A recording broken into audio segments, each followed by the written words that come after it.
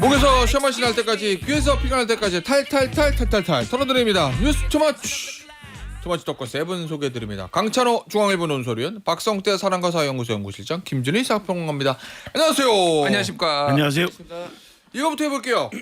장동혁 국민의힘 대표의 필리버스터 최초, 당대표 최초 최장 24시간 내내. 네. 예. 요거 일단 평가 뭘 남겼는지 한마디로 평가부터 좀 들어볼게요. 네. 강찬호 의원 어떻게 평가하세요? 여당의 구원투수인 줄 알았더니 그래도 야당의 주포 역할을 할 줄 안다. 이렇게 저는 판단을 합니다. 일단. 네. 오. 아니, 아니 너무 짧게 끝나가지고 내가 당황했어요 지금. 왜냐하면 최근에 제가 보니까 무슨 그 몇 분 이상 말을 하면서 호흡을 하지 않았다는 등 여러 가지 그 논란이 있기 때문에 앞으로는 짧게 그리고 굵게 이렇게 얘기하는 쪽으로 하겠습니다. 안 어울려, 안 어울려. 네. 가능하시겠어요 그거? 지난번 저희가 그 쇼츠를 만들어가지고 네. 3분 격정 토로 이거 예. 저희가 그때 예. 보니까 좀 여러 가지 좀 화제가 됐던데 예, 많이 됐죠. 우리 김태환 정치처한테 진짜 감사를 드리고요. 아유, 저희가 한편으로는 제가 그 무호흡 논란을 일으킨 점을 제가 좀 사죄를 드리면서 무호흡 논란. 3분 동안 숨을 안 쉬고 얘기할 수 있는 기술을 가진 사람이 있다는데 뭐 이런 거. 예, 한마디로 평가부터 해보면. 호랑이는 가죽을 남겼고 장동혁은 기록을 남겼죠.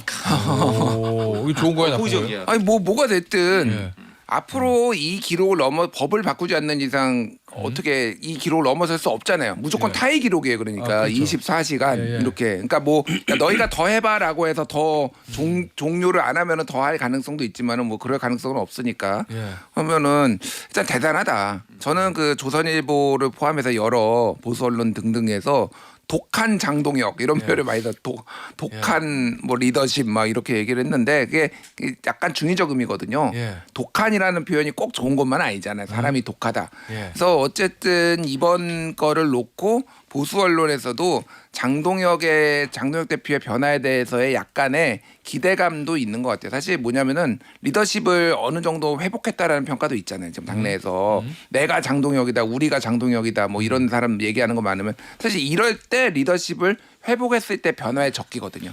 완전히 힘이 생겼을 때. 예. 근데 이제 바뀔 것이냐에 대해서는 굉장히 물음표가 켜져 있다. 네. 그 얘기 좀 해보도록 하고. 예. 우리나라 정당 대표에게 요구되는 여러 가지 것들이 있죠. 그러니까 저는 이른바 범주에 대해서 잘 알아야 된다고 보는데 예를 들어서 통솔력도 있어야죠. 예. 통솔력도 있어야 되고 공동체에 대한 책임감, 의무 이런 거 있어야 되고 당연히 선해야 되고 추진력도 있어야 되죠. 예. 또 가장 중요한 건 민주주의에 대한 신념도 있어야 돼요. 죄송합니다. 장동혁 대표가 입증한 건 예. 이중 체력이에요. 체력 말고는 입증한 게 없어요. 근데 이걸 마치 체력을 예. 입증했다고 해서 이분이 대단하다. 이건 아닌 거예요. 예전에 이제 체력 학력고사 세대시죠. 예. 그때 체력장 있었잖아요. 예. 체력장 20점 만점 받은 거예요. 잇몸 일으키기 15개 하면 만점인데 70개 정도 한 거예요.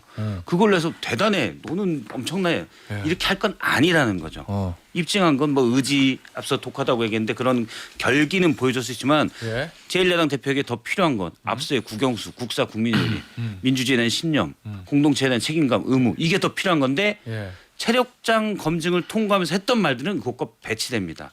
그러니까 하나의 현상을 보고 이 부분 대단하다. 그래서 전체를 뭉뚱그려서 볼 게 아니에요. 나눠서 생각해야 돼요. 그러면 체력만 통과했다. 예. 알겠습니다. 좀 길게 하셔도 돼요. 다른 분들보다 너무 짧아가지고 제가 당황스러워가지고. 지금 뭐 이것을 체력 문제라고 하는데 체력 뭐 그렇게 이제 그런 카테고리를 뭐 정할 수도 있겠죠. 근데 생각해 보세요. 예. YSDJ도 어떻게 떴습니까? YSM 기억나는 그 단식이에요. 예. 23일간 단식했습니다. 목숨을 건다. 네, 목숨을 걸었습니다, 진짜. 그것도 어떻게 보면 체력 문제죠. 그리고 이제 다시 이제 뭐 일상으로 돌아와서 마침내 이제 본인이 정권까지 잡았고. 예. DJ 이분도 야당 그 정치인으로서 이름 날리기 시작한 게 무엇이었습니까? 바로 이분이 필리버스터 원조입니다. 원조예요. 아시죠? 준비도 없이 즉석에서 김준현 의원의 그 체포 동의안 막기 위해서 당신밖에 할 사람 없는 것 같다. 나가라. 필리버스터 해봐라. 그래서 최초의 필리버스터를 이분이 했고 즉석에서 준비 없이 한 게 5시간 17분을 했습니다. 예. 그걸로 이분이 떴어요. 자, 다 보면 체력이에요. 이걸 체력이라고 근데 다 이것도 보면 체력이냐? 그렇게만 볼 수는 없죠. 당연히 체력은 기본이지만은 각자 의지와 결기가 있었던 거예요. 그리고 원래 야당 정치인이라는 것은 의지와 결기를 보이면 예. 그것에 대해서 그 정권에 대한 국민의 불만이 그걸로 집약이 돼서 이렇게 국민의 어떤 흐름을 없는 것이지 야당 정치인 자체가 정치 그걸 하는 게 아닙니다. 그런 점에서 저는 장동혁 대표가 이번에 YS나 DJ에 비견될 수 있는 그 같은 어떤 야당 정치인으로서 할 일을 한번 했다. 물론 그 이후에 장동혁 대표가 정말 이런 그 무처럼 이제 이런 활약을 통해서 얻은 국민의 기대에 정말 부응하려면 예를 들어 한동훈 징계 문제라든가 이런 거에서 정말 유연하고도 열린 입장을 보여줘야 될 것이며 예. 이제는 더 이상 당내 그런 어떤 본인의 헤게모니 이런 싸움이 아니고 정말 이제는 통합을 하고 대여 투쟁에 모든 그 당력을 집중시킬 수 있는 이런 모습을 보여야 된다 이렇게 자, 보겠습니다. 일단 그러면 당내에서의 좀 뭐 그 흔들리는 리더십을 흔들리는 모습들이 있었잖아요. 그건 당분간은 없을 거다. 당내는 장악이라고 그래야 되나? 당내에서 좀 리더십을 복원이 됐다. 힘이 생겼다. 거긴 다들 동의하시는 거예요, 세 분 다? 이틀 정도 복원이 됐죠.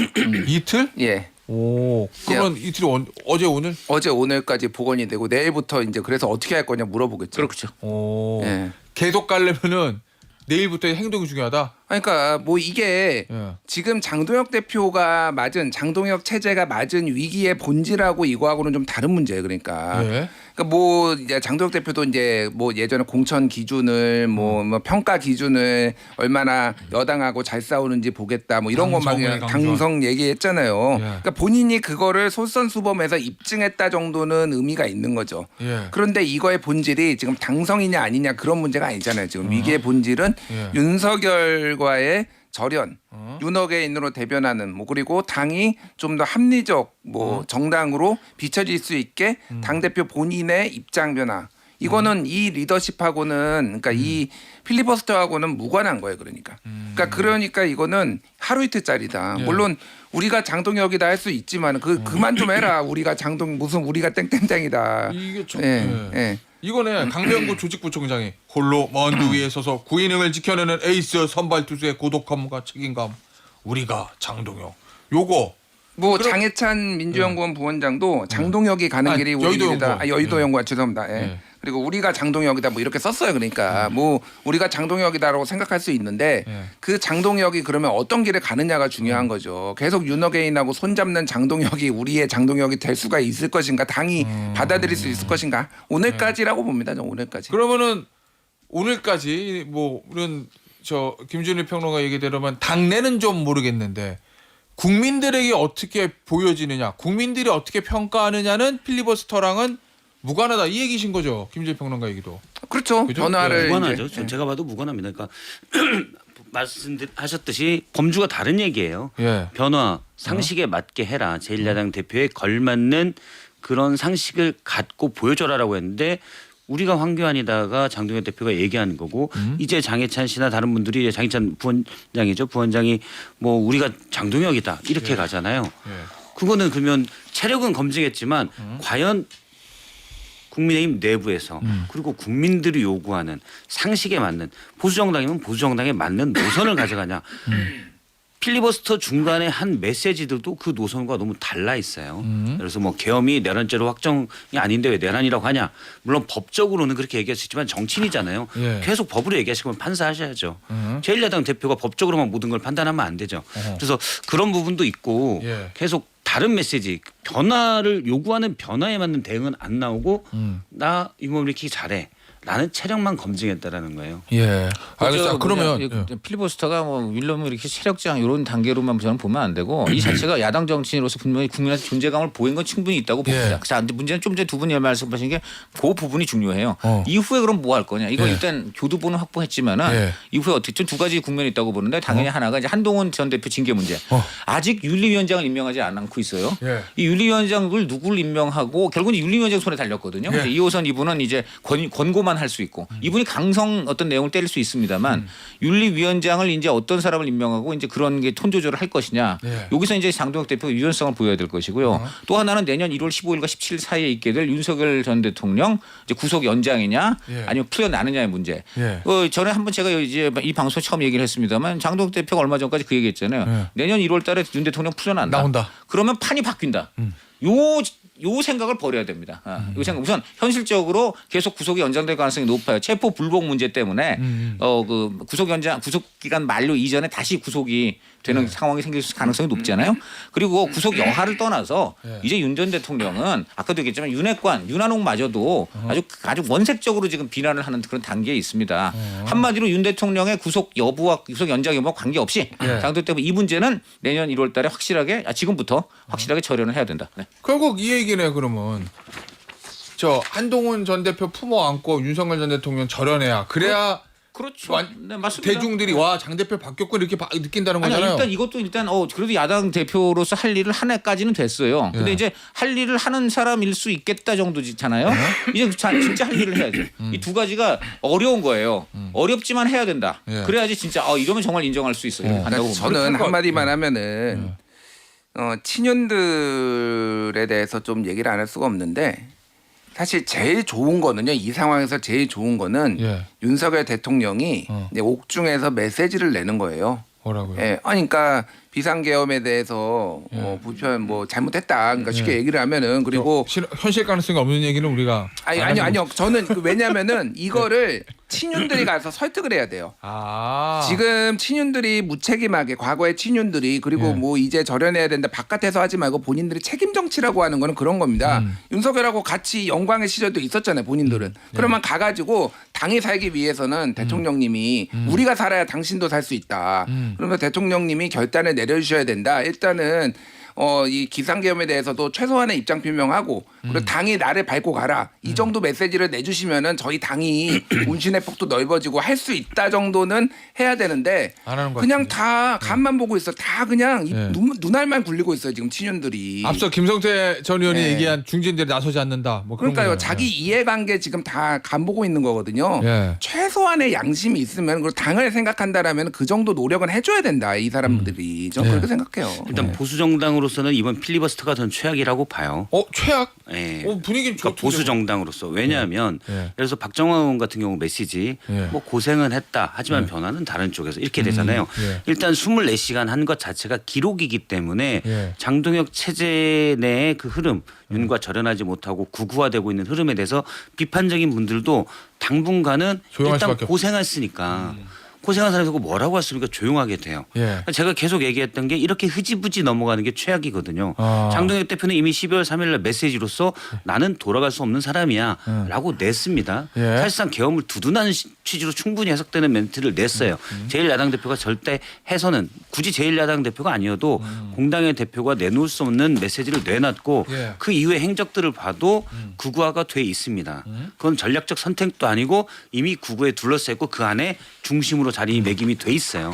더 이상 이분이 변화하는 거 불가능하다고 보는데 그러면 어쨌든 저는 불가능하다면 변화를 그분이 보여주든지 또는 주변에서 압박을 통해서 변화를 만들어내가야 되는데 이번 필리버스터 때문에 오히려 그 변화에 대한 압박이 줄어들어요. 그러면 흐지부지 왜냐면 고생했으니까. 최근에 예를 들어 장동영 대표에 대해서 쓴소리를 하던 공개적으로 하던 중진 의원들도 예를 들면 뭐 권영진 의원이나 그렇죠. 윤한홍 의원 같은 경우에 더 이상 말하기가 쉽지 않다. 당분간은. 사회가 아무래도 정이 많은 사회이기 때문에 24시간 필리버스터 한 사람한테 너 가서 좋은 말 못하고 무슨 내란만 두둔하고 왔는데 얘기 못 한다고요.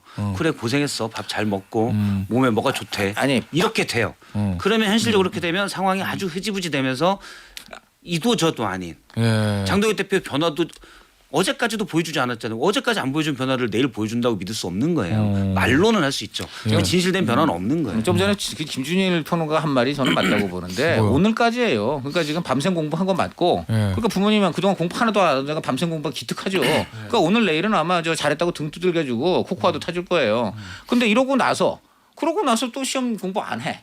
그러면요 밤샘 공부했던 거 부모님들이요 한 2, 3일이면 다 까먹고 너 왜 또 다시 공부 안 해? 이렇게 돼 있어요. 그거 우리 어릴 때 다 경험했잖아요. 그러니까 이 필리버스터 한 번 했다고 그 다음에 할 일 안 하면 금방 저거 다 까먹습니다. 금방 휴대폰 방전돼서 끝나요. 그러니까 박성태 실장께서는 제가 보니까 너무 좀 너무 걱정을 해주시는 것 같고 그렇게 우리나라 국민들이 또 그 당도 마찬가지고 그렇게 기억력이 나쁘지 않습니다. 네, 그렇게 자 그러면 변할 수도 있을 거다. 아까 두 개 말씀하셨잖아요. 윤석열, 한동훈 두 사람. 그렇죠. 윤석열 절연하고 한동훈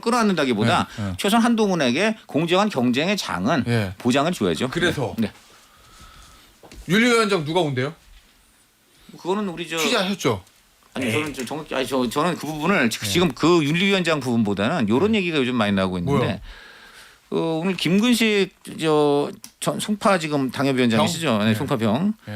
이분도 지금 그런 얘기를 지금 하고 있어요. 뭐 한동훈이 먼저 털고 가라 이런 얘기를 지금 방송 나와서 했단 말이야. 어제 저 박성재 실장 자리에 앉아가지고. 그러니까 지금 이런 얘기를 했는데 예. 이런 얘기들을 지금 제가 어제도 보니까 친한 게 이 의원들한테 조금씩 얘기가 나오더라고요. 그러니까 지금 장동혁 대표 이제 필리버스터를 평가를 하면서 예. 이후에 지금 그 장동 주변 대표 주변 쪽에서 예. 지금 윤리위원장은 누굴 시킬지 모른다. 그리고 결과적으로 아무리 2호선이 뭘 해도 칼은 윤리위원장이 쥐고 있고 그 이후에 또 대표 지도부가 쥐고 있다. 예. 결국 흘리는 말은 뭐냐면 장동훈 대표 측에서 그렇죠. 장동훈 대표 주변에서 결국 이 얘기는 한동훈 전 대표 쪽에서 뭐 구체적인 내용은 아니더라도 큰 틀에서 뭐 이유 여하를 막론하고 어쨌든 무리와 우려를 일으킨 부분은 있기 때문에 그 부분에 대해서는 사과를 드린다.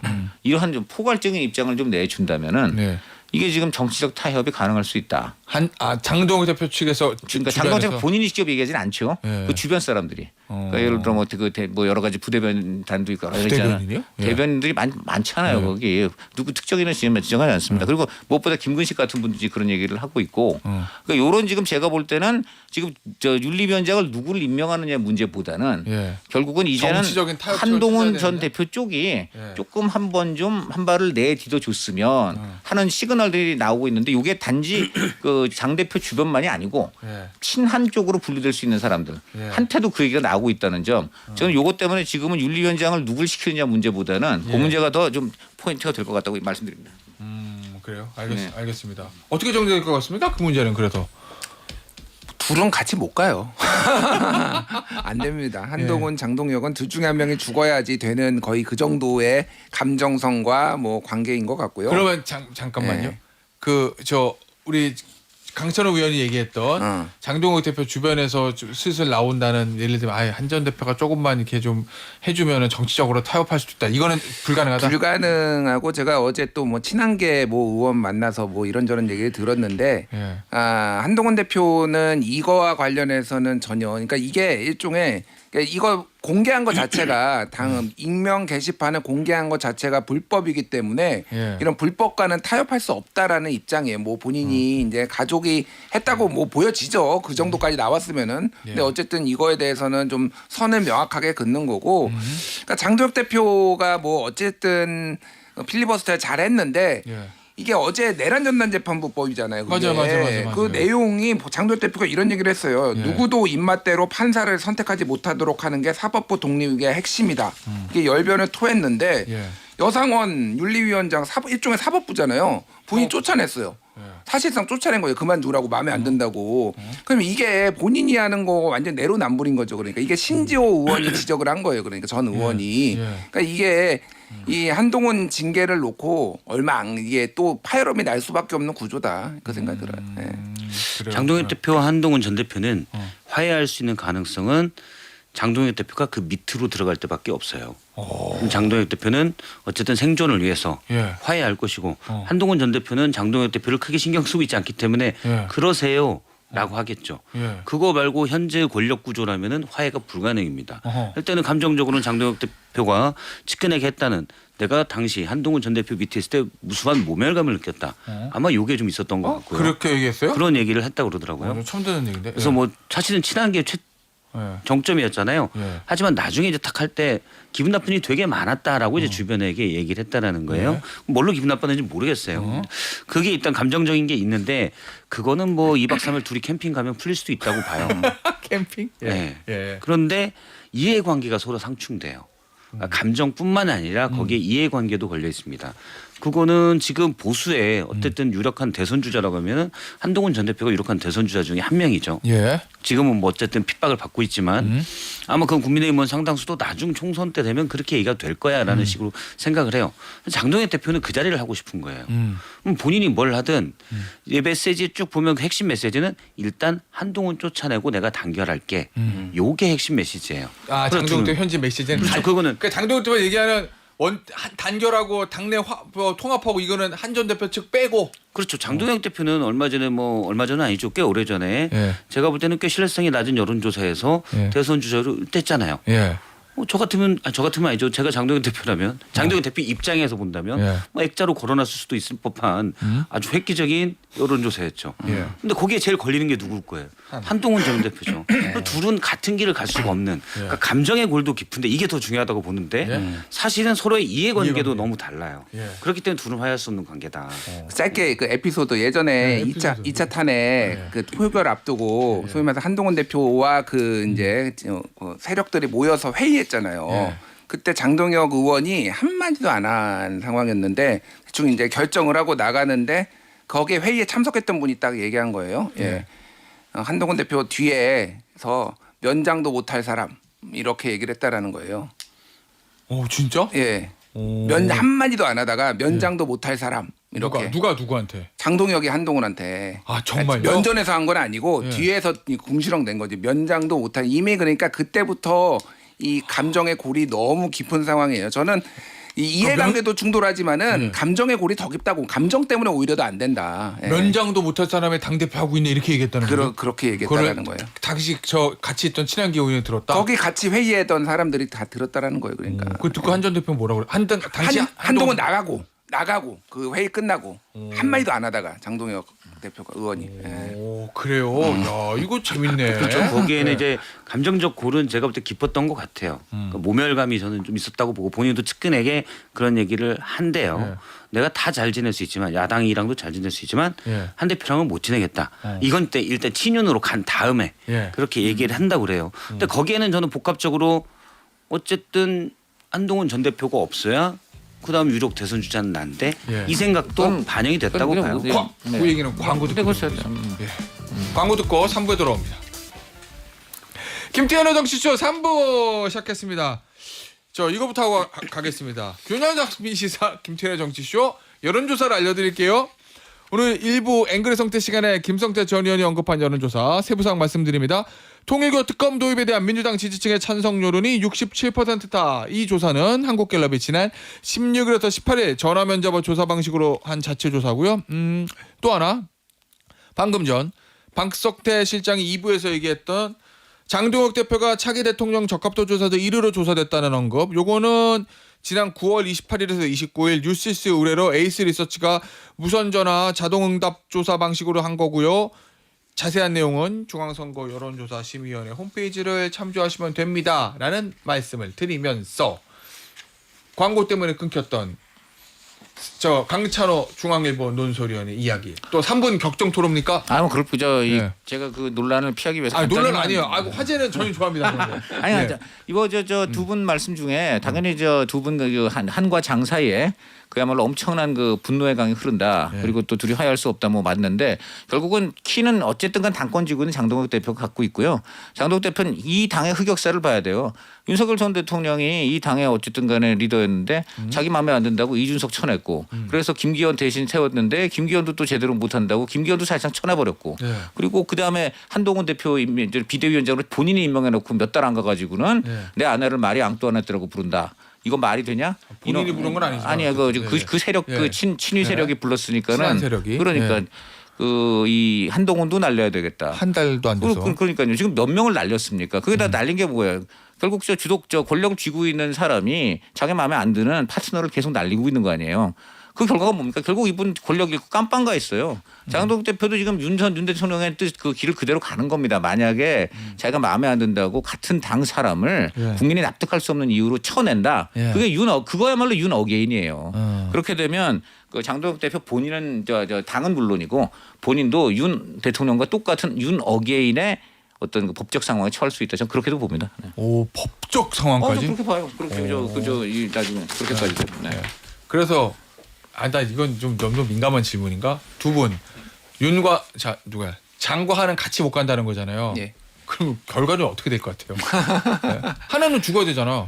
그 얘기인 거잖아. 저는 그거. 꾸준히 예. 아마 이 얘기를 아마 제가 공개적으로는 처음 했을 가능성도 있어요. 예. 예, 내년 2월에 비대위 뜬다. 제가 아. 계속 얘기했잖아요. 저는 2월 비대위 뭐 한동훈과 장동혁의 갈등 때문에 그게 아니라 예. 장동혁 체제가 버티지 못할 가능성이 높다. 뭐가 됐든. 그래서 그래요? 2월 비대위설 예. 뭐 다시 한번 여전히 얘기하면 유지하십니까? 저는 유지합니다. 박성세 예. 실장은요? 저는 이제 구조적으로 본다면 일단 단기적으로는 징계 윤리 열어서 예. 한동훈 전 대표가 탈당 권유, 탈당 이런 수순을 밟게 되겠죠. 예. 10일 뒤에 자동 탈당이니까 예. 소송을 걸겠죠. 어. 그다음에 가처분 소송을 내서 당원의 지위는 회복할 수 있을 것 같아요. 탈당이 말이 안 되기 때문에 그렇게 될 수도 있을 것 같은데 자 그러면 장동혁 체제가 무너지느냐? 일단 27년쯤에는 전 충분히 무너진다고 봐요. 27년? 물론 그 전에도 있겠지만 총선 앞두고는 예. 장동혁 대표 체제로 연임도 할 수 있잖아요. 예. 근데 구구의 힘을 받아서 연임도 노리겠지만 의원들이 장동혁 대표 얼굴로는 총선에서 내 배지가 날아가겠어. 대구 경북 빼고는 그런 심리가 많을 거기 때문에 그래야 자동으로 변화가 있을 거라고 봅니다. 근데 지금도 구조적으로 흔들리고 있지만 제가 이제 보는 건 국민의힘 의원들이 지금 중진들이나 또는 초선 재선도 마찬가지예요. 일단 귀찮은 겁니다. 누구를 쫓아내는 건 되게 귀찮은 일이에요. 굳은 일이고 예. 쉽지 않은데 장동혁 대표가 내가 변화하겠어 하면은 그래 믿어보지라고 인간이 자연스럽게 그렇게 가기가 십상이에요. 그러면은 그냥 갑니다. 예. 아니면은 여론조사 예를 들어 갤럽이나 MBS 조사에서 뭐 10%대 후반으로 나온다. 그러면 위기감이 이제 하면서 그런 포인트들이 생길 텐데 최근에 또 민주당이 갉아먹는 것들이 있어서 예. 최근엔 또 약간 반등하는 기미도 보여요. 예. 이런 상황이 제일 애매한 겁니다. 아. 그러면 쭉 갑니다. 그러니까 이게 구조적으로는 장동혁 체제는 점점 꺼질 그건데 예. 장기적으로 없고 중기적으로 사실 2월에 위기가 맞는데 그거를 흔드는 주체들이 필요해요. 예. 근데 국민의힘 의원들이나 중재들이 그 주체 역할을 못 하고 있는 거예요. 아하. 제가 최근에 본 20일 정도면 제가 한심하다 싶을 정도로 의원들이 그걸 못 해요. 예. 저는 세비 받는 국회의원으로서 자격이 없다고 봅니다, 솔직히. 지금 이 주장의 가장 큰 함정은 지방선거 결과를 도외시한 거예요. 지방선거에서 패배하면 장동혁 대표 그걸 끝이에요. 예. 지금 무슨 2027년까지 간다는 것 자체가 성립이 안 돼요. 그럼 그 전까지는 어떻게 될까요? 그러니까 결국 2월 비대위설이 나오는 가장 큰 이유는 지방선거 앞두고 더 이상 이대로는 안 되겠다. 예. 바로 이런 거 지지율이 깡패거든요. 모든 건 이제 선거 앞두고 지지율인 거예요. 그래서 어떻게 될까요? 그러니까 제가 말한 두 가지 장동혁 대표는 숙제를 해야 돼요. 네, 할것 같아요? 윤철현 한포역인데 뭐 현재까지는 가능성은 이제 5대5로 봅니다. 예, 현재까지 저는 그렇게 봅니다. 이분들은 이제 그건 제로라고 보는 것 같은데 네. 저는 그래도 5대5 정도로 보고 네.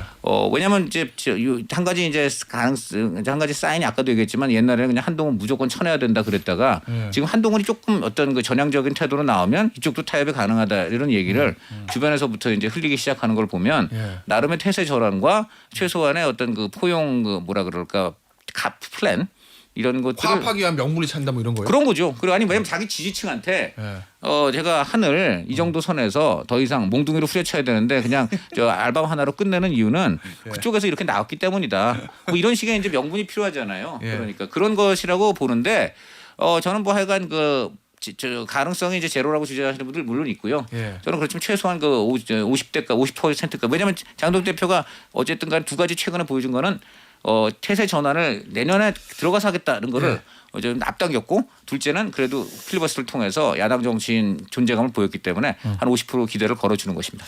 알겠습니다. 예. 보시죠. 해가 바뀌면 0%? 50%. 예. 좀 달라요, 약간. 확률이. 예. 근데 지금 변화 얘기하는 게 제가 보는 그림은 딱 그래요. 뭐요? 지금 며칠째 계속 장동혁 대표가 변화를 얘기하고 있잖아요. 예. 예, 비유하자면 그렇습니다. 비행 청소년이 막 무슨 물건 뺏고 뭐 상점 털고 이러면서 또 그렇게 하면 돼? 그러니까 비유가 좀 과격할 수 있는데 제가 볼 때는 거의 헌법에 대한 어긋나는 건 그 정도예요. 근데 그러면 막 누구 때리면서 내년엔 제가 바뀔 거예요. 그래서 계속 때리고 어디 뭐 상점 털고 그래요. 이걸 어떻게 신뢰할 수가 있겠어요? 제가 보는 관점은 지금 거기서 주먹질을 하다가 주먹질도 멈췄어요. 일단 그러니까. 네. 일단 예, 주먹질을 멈춘 가운데 내년에 바꿀게요. 그러니까 주먹질 멈추는 정도는 안 되죠. 예. 확실하게 이제 개과천선하고 알겠습니다. 배상도 해줘야 되고 하는 거. 생각나가 짧게 그 하나만. 짧게. Anything but 한동훈이 나올 것 같아요 보니까. 장동혁 체제에서 무슨 얘기냐면은 뭐 개혁 보수나 뭐 소위 말해서 온건파들을 다 끌어안는 거예요. 예. 뭐 그게 안철수 아니면 뭐 윤희숙 등등등해서 한동훈만 빼고 다 손 잡는다. 그래서 한동훈을 고립시키는 걸로 그게 이제 1월 16일 날 윤석열 뭐죠? 체포불복. 체포불복과 관련해서 공무집행방해 뭐 요거 1심 있잖아요. 그 전후로 나온다라는 건데 지금 뭐 그쪽에 이제 완전 확정된 건 아닌데 어쨌든 예. 한동훈 빼고는 나머지는 다 손잡는다. 이런 기록을 뭐 지켜보시죠 한번. 알겠습니다. 예. 예. 특검 얘기해 볼게요. 통일교 특검. 이제 민주당도 하겠다고 얘기는 했는데 어제 동아일보에서 제목을 뽑았는데 이거 보니까 여보다 야의 통일교 리스크 판단. 성남 경기 라인 접점 없다 결론. 이게 이제 제목이거든요. 그렇죠. 결국 그 얘기는 민주당에서 일고의 가치도 없다 그러다가 왜 갑자기 받기로 했느냐. 뭔가 계산이 표 계산이 끝난 거 아니냐. 뭐 이런 얘기인데 어떻게 보세요 이거? 맞아요? 요거는 민주당이라기보다는 친명에 없다죠. 친명에. 정확하게 얘기하면 네, 정확하게 말하면 예. 친명 쪽은 별로 없다요. 친명 지금 정권 잡은 6개월밖에 안 됐고 통일교라는 그 종교 집단은 무엇보다도 권력에 가장 민감하기 때문에 예. 현존 권력 또는 미래 권력에 이제 투자하는데 예. 친명 세력이 지금 집권한 지는 6개월밖에 안 된 반면 문재인 정부 5년 쫙 했잖아요. 예. 그리고 지금 걸린 사람도 전재수 같은 이런 대표적인 친문이 이제 걸려 있지 않습니까? 또 임종성 의원 이분이 친명으로 분류는 되지만 친인회. 예, 그러나 이분은 전직 의원이잖아요. 지금 예. 원내는 없습니다. 그러니까 상대적으로 부담이 적고 까면 깔수록 국민의힘도 많이 나올 것이고 민주당에 나온다 해도 그거는 친문 쪽이다. 그러면 어떤 의미에서는 차도살인이 돼주는 거죠. 어차피 지방선거하고 총선 앞두고 네. 이재명 대통령 입장에서는 공천권 걱정을 해야 돼요. 대통령이 된 순간 공천권은 벌써 반이 날아가요. 그때부터 여당에 넘어가는 데다가 지금 여당 대표 보니까 이건 정말 정리해야 될 대상이거든. 이건 뭐 네.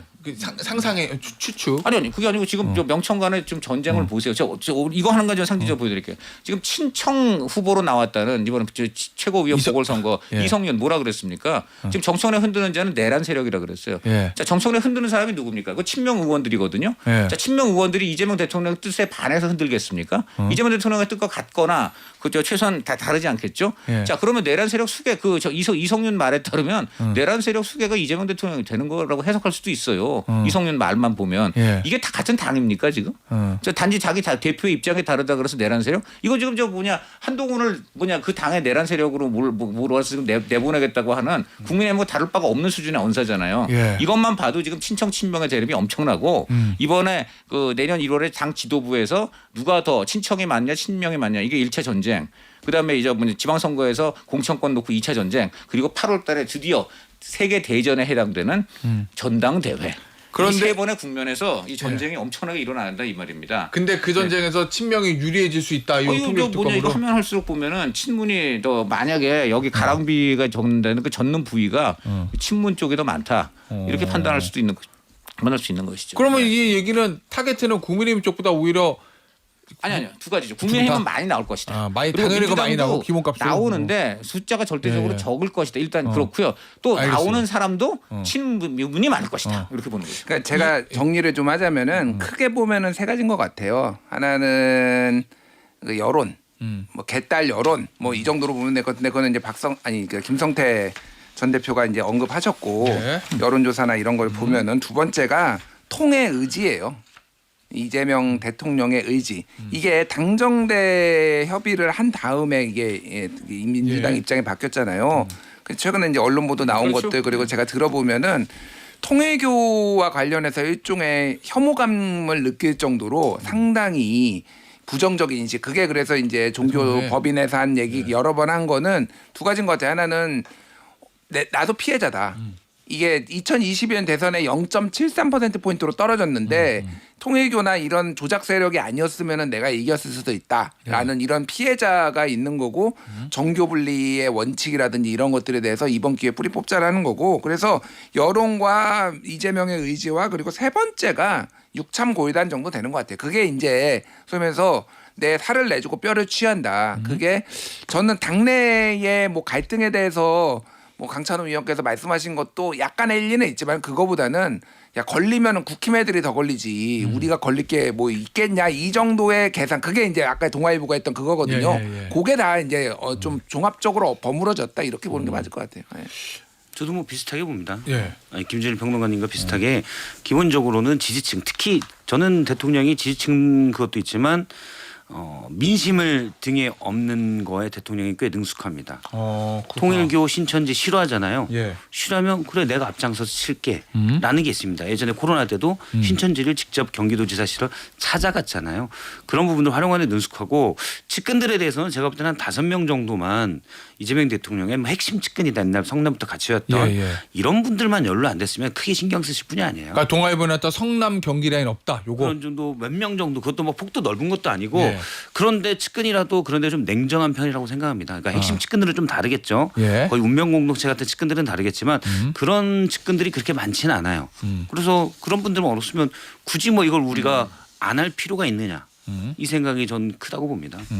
알겠습니다. 이거 근데 파장은 커질 거로 보세요. 어찌됐건 특검인데 맞아. 근데 특검이 민주당 한다고 그러긴 했는데 이거 뭐야 수사범위하고 추천권이 협의가 안 되면 아유, 애초부터 침대 축구 예상된 거고요. 그 지금 추천권이 예. 또 민주당이 그런 얘기 하고 있잖아요. 교섭단체 한 명씩 대통령 교섭단체 여야 한 명인데 여당은 자기네고 야당은 지금 또 조국 혁신당 지금 하자 이런 얘기도 한다는 거 아니에요. 그래요? 그런 얘기가 나오고 있다는 거예요. 물론 지금 야당이 누가 될지는 모르겠지만 예. 그렇게 되는 거고 국민의힘은 반대로 이제 대법원하고 법원 행정처 예, 이제 하자는 건데 국민의힘 쪽 얘기 들어보면은 아마 이 추천권이 결국은 민주당의 속셈은 제2의 하여간 3특검이 될 것이다. 그러니까 한마디로 민중이 특검이 될 것이다. 막 겉은 통일교 특검인데 그 내용을 들여다보면 국민의힘과 통일교 유착 관계만 파헤치고 예. 민주당과 유착이 드러나면 그거는 또 민주기처럼 덮는 요런 근데 민주기 이분은 굉장히 그거를 거칠고 미숙하게 하다 보니까 이제 꼬리가 밟혔는데 예. 요걸 정교하게 덮을 그런 아주 기술자를 안 치려고 저러는 것이다. 그렇기 때문에 장동혁 대표가 앞으로 필리버스터에 이어서 핵심적으로 여당과 투쟁할 부분이 바로 이 추천권. 요 대목이다. 이렇게 지금 보고 있어요. 그래서 저는 이 추천권 놓고서 한동안 굉장히 센 줄다리기가 양쪽에 이어질 것 같습니다. 네. 어떻게 보세요 이거? 왜냐하면 실제로 하기로 한 거고 실제로 법이 통과돼 가지고 가는 거는 완전 다른 얘기니까. 수사 다 끝날 것 같아요. 그 전에 통과하기 전에. 야, 역시 일단은 좀 오래 걸릴 것 같다는 말씀이시구나. 근데 뭐 예. 엄청 오래 걸릴 것 같지는 않고요. 예. 민주당이 지금 제일 난감해하거나 지금 반대하는 거는 두 가지인 것 같아요. 하나는 법원에서 이거 추천하는 거. 예. 그 지금 그 개혁신당하고 국힘하고 예. 지금 그렇게 합의를 했잖아요. 예. 어차피 이제 특검법은 자기들끼리 다 발의하고 모여가지고 이제 합의를 해야 되는 건데 그건 안 된다.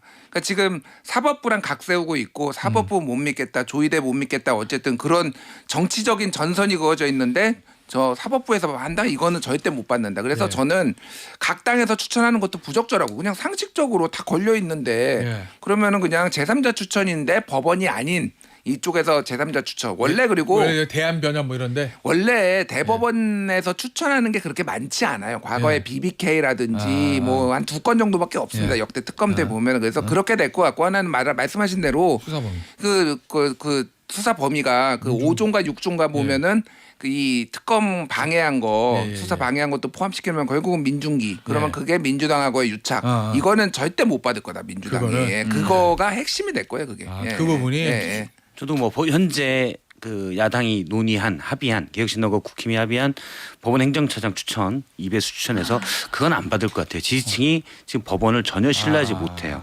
대신 이제 그렇다고 해서 뭐 민주당과 조국혁신당이 한다. 그거는 저는 민주당이 그렇게 간다면 이거 사실은 특검이 국힘도 많이 들어가 있지만 특검까지 하는 건 사실 민주당에 대한 게 있기 때문에 특검의 배경이 되는 거거든요. 예. 그러면 그거는 설득력이 없다고 보고 이제 대법원이 아닌 다른 쪽에 외부의 신망받는 기관들을 통한 추천으로 가서 추천 문제 가지고 시간 끌면 안 된다라고 봅니다. 알겠습니다. 자 오늘 마지막 주제 읽어볼게요. 김병기 원내대표. 대한항공에서 160만 원 상당의 호텔 숙박권을 받았다는 의혹. 이거에 대해서 마지막에는 이제 직접 받지 않아서 몰랐다. 신중치 못했다. 부적절하다. 돌려주겠다. 이렇게 인정을 하긴 했어요. 김진우 평론가 요거 제가 얘기한 거 중에 혹시 사실관계 잘못된 건 없죠? 뭐 여기 다 나와 있는 예. 죄송합니다. 가격이 뭐 30만 원대다. 예. 본인이 이제 그런 주장을 했어요. 그래서 이게 뭐 숙박권이 뭐 언제 자느냐, 예. 뭐 이게 뭐 성숙이냐, 비숙이냐, 뭐 이런 거에 따라서 예. 가격이 달라질 수 있으니까 저는 이제 이것뿐만이 아니라 김병기 원내대표의 처신의 부적절함에 대해서는 지금 얘기를 안 할 수가 없어요. 이게 저는 더 의아한 게 예. 국민의힘이 너무 온 거네요. 이 사안과 관련해서. 어? 그러니까 물론 성명도 내고 예, 그런데 거의 이 정도면은요. 옛날에는 거의 달려 들어야 된다 진짜. 예. 뭐 그 생각이 드는데 김병기 원내대표랑 뭐 같이 합을 맞추는 게 좀 만만한가? 뭐 편한가? 뭐 이 생각이 들 정도로 국민의힘이 굉장히 온건한데 일단은 그 쿠팡 죄송합니다. 아, 예. 목소리가 쿠팡 관련해서 그 직전에 그 사장 만났잖아요. 박대준 사장이었나? 예예예. 그때 국정감사 하기 전에. 예. 근데 그 내용을 보니까 본인이 잘랐던 보좌관들이 쿠팡에 취업한 것에 대해서 이거는 사실상 해고를 압박한 거 아니냐 의혹이 있어요. 예. 실제 해고가 되거나 중국으로 갑자기 발령이 났어요. 그 보좌관 전직 보좌관들이. 김병기 전 원내대표 방에 있던 보좌관들이. 예, 그때 뭐 김병기 원내대표를 빼고 텔레그램을 하고 있었던 게 적발이 돼서 예. 그래서 뭐 이렇게 잘랐다라는 뉴스타파의 보도가 있었고 예. 뭐가 됐든 부적절한 게 너무 많아요. 그러니까. 근데 이거를 민주당에서도 얘기를 안 하고 국민의힘도 얘기 안 하고 예. 이렇게 지금 계속 가는 게 이게 좀 문제가 있다 제가 보기에는 그 생각이 들어요. 예. 이게 일단 이것도 청탁금지법 위반, 100만 원 위반이 넘을 가능성이 크죠. 일단 김병기 원내대표는 공식 입장을 통해서 예. 잘못했다, 부적절했다, 대신 1박에 30만 원이다. 그래서 2박해도 100만 원이 안 넘는다. 그렇게 했는데 나중에 뭐 논란이 될 수도 있을 것 같아요. 제가 찾아보니까 날짜가 다 다르기 때문에 특히 호텔비라는 게 할인이 많이 되는 뭐 경우들이 그렇죠. 있어서 예, 근데 뭐 그거는. 스위트룸은 뭐 50만 원이 넘더라고요 보통은. 그래서 물론 할인 가격 예. 비교로 제가 찾아봤는데 근데 어쨌든 근데 이게 이번 한 번에 그치겠느냐. 이 전직 보좌관 예. 김병기 의원실에 있던 제가 한번 통화를 했는데요. 그래요? 상당히 원래 안 돼요? 아니 저는 예전에 이제 통화를 했었다가 예. 연락이 왔어요. 본인의 억울함을 토로하려고 예. 연락이 와서 좀 얘기를 했는데 상당히 억울하는 게 많고 이분의 주장은 일단 의원실에서는 해고가 된 거잖아요. 뭐 얘기한다면 단톡방 뒷담화 까다가 사실 걸려서 해고됐다 이건데 이분의 주장으로는 김병기 의원이 이제 다른 보좌관들도 마찬가지고 가는 데마다 다 이분 못 쓸 사람이다. 이렇게 해서 자리를 위협했다는 거예요. 나 방에서 나온 다음부터. 그렇죠. 다음에도. 그래서 예. 이제 쿠팡에 있던 박대준 전 대표가 했던 것도 그런 취지다라고 이제 이 전직 보좌관이 주장을 하고 있고, 근데 지금 이것도 이제 그런 맥락에서 나오는 것들입니다. 그러면 이게 이런 거 한 건이겠냐? 예. 상당히 위험하죠.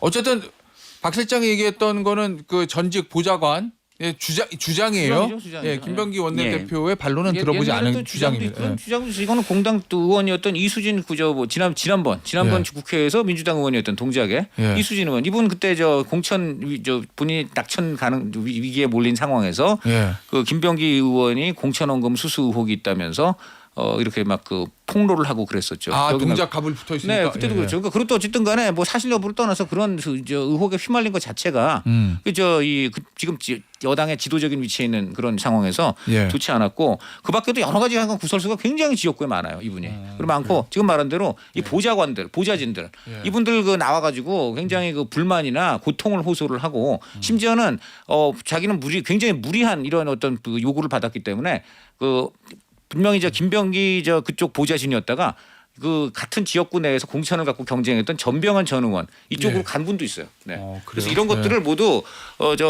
김병기 원내대표는 좀 책임 있게 해명을 해야 되는데 이상하게 지금 저도 그게 가장 큰 의문이에요. 왜요? 국민의힘 최근에 이런 일도 있었어요. 제가 알기로는 김병기 전 원내대표가 예. 지난번에 빗썸 또 무슨 그 취업 특혜 논란이 있었잖아요. 빗썸에 관련해서 있지 않았습니까? 예. 네. 하여간 취업 특혜 논란을 한 번 더 국민의힘이 제기하려고 했다는데 예. 그거를 또 국민의힘 안에서 누가 막았다. 그래요? 그래요. 예. 그런 얘기까지 나오고 있습니다. 알겠습니다. 네, 네. 뉴스 투마치 여기서 마무리하도록 하겠습니다. 투마치 예, 덕후 네. 세 분이었습니다. 감사합니다. 고맙습니다. 감사합니다. 네.